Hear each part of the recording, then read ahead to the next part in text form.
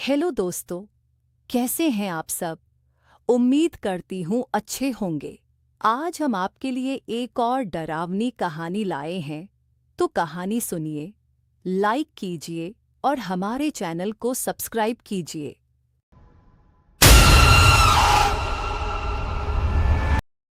राजस्थान की तपती रेत के बीच खड़ा भानगढ़ का किला सदियों से रहस्य और डर का दूसरा नाम बना हुआ है। लोग कहते हैं कि सूरज ढलने के बाद वहां रुकना मना है, क्योंकि रात होते ही किला जाग जाता है। राहुल, जो इतिहास का छात्र था, इन कहानियों पर विश्वास नहीं करता था। उसने तय किया कि वो सच सामने लाएगा। एक शाम सूरज ढलने से ठीक पहले वो कैमरा और टॉर्च लेकर किले के अंदर प्रवेश कर गया।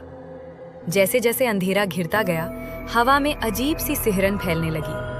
टूटे हुए महल, वीरान मंदिर और खाली गलियारों में उसके कदमों की आवाज गूंज रही थी। अचानक उसे लगा जैसे कोई उसके पीछे चल रहा हो। कौन है?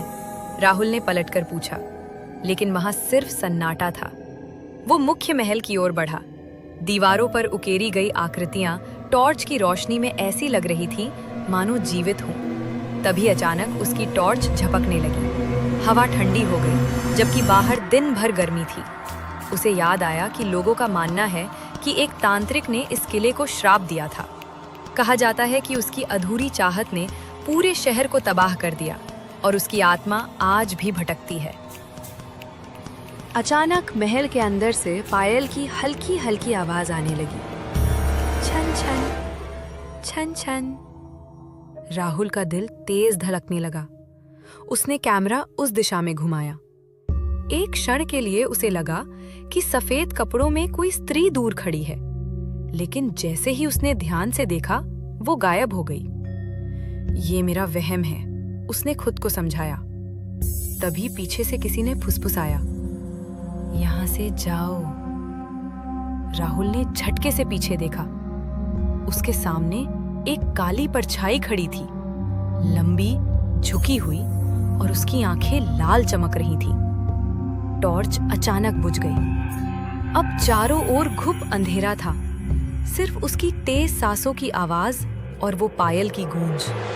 वो भागने लगा। टूटे हुए रास्तों से गुजरते हुए उसे लगा जैसे किला बदल रहा है। रास्ते मुड़ते जा रहे थे, दीवारें करीब आ रही थी, हर तरफ से फुसफुसाहटें गूंज रही थी। क्यों आए हो? अब वापस नहीं जाओगे।